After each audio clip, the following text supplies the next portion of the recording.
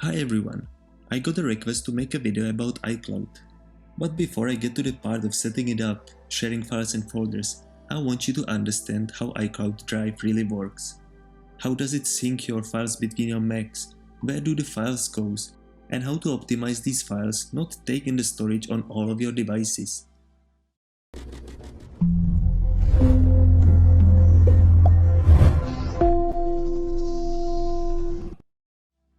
We've got three different things here. We've got somebody who has two Macs, an iMac and a MacBook, and there are currently no files on either one of them. Once you set up these Macs to use iCloud Drive, the Apple iCloud server will come to play. Setting up iCloud is super easy. You just need to open up System Preferences, look under Apple ID on top here, and you can turn on iCloud. It will ask for your login information and choose a subscription plan. In fact, when you sign up for iCloud, you automatically get 5 GB of free storage. If you need more space in iCloud, you can upgrade to a larger storage plan anytime. But now, back to our graph. Now you are all set and you can create your first file on the iMac. Just a small file, a text document. What's going to happen pretty quickly and automatically is that the file is uploaded to Apple's iCloud server. Now of course it depends how fast the connection is, but it should happen pretty quickly. And probably without even you noticing it, it will appear on your MacBook as well. It may be in a few seconds. You can say it's a copy of the file, but it's not really true, because all of these are treated as the same file. So you can make change to it on your MacBook, and you will see the change appearing on the iMac as well. The change is going to happen in all of these three places automatically. Now let's say you create a bunch more files, another document, photo, video and so on. But pay attention of what are you putting on the iCloud. Because in our example the video file is a really big one. And again, all of these files will automatically sync to Apple's iCloud server, so all the files will be there first, and then it goes to your MacBook. Again, this may happen so fast you might not even noticing it. Maybe the really big video might take some time to upload, but they will sync across, so all of the changes you will make on any of these devices will be synchronized. If you delete one file, it will be deleted on all your other machines as well. These files are all linked. It seems very convenient to have access to all the files on all the devices, but on the other hand it means it's going to take your storage from all of these devices.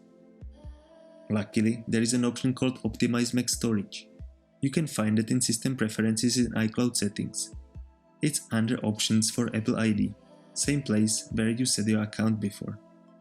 Now when you turn on Optimise Mac Storage, what will happen? Let's say you have a lot of space on the iMac, so all the files are fine there. But on the MacBook, you are running out of space and you don't need all the files there. Maybe you haven't accessed the large video there for a while. Your MacBook will notice that it's running short of space, so it kind of gets rid of the big file. It is still in the iCloud server, it's always going to be there.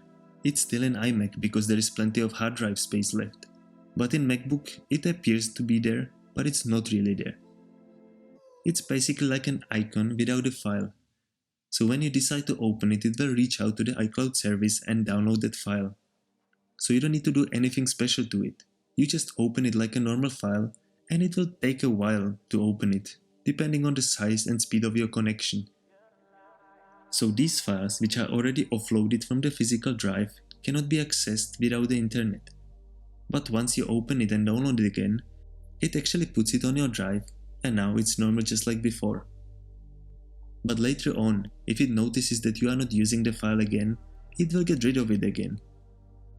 It might decide to actually get rid of this file in both places, if you have Optimise Mac Storage turned on in both places, in both devices. Over time, it might do it for lots of files. It's not just due to the file size, it's also due to the age.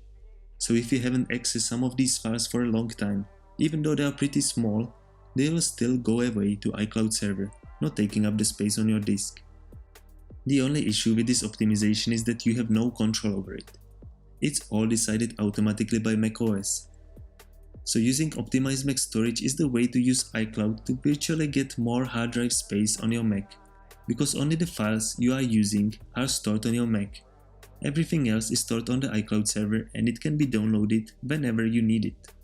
If you don't like it, you can easily get back to having all your files there by turning off the optimization. You can turn it on and off anytime, it doesn't affect what's Apple's iCloud server. All the files are always there, it just affects what's stored locally on your computer.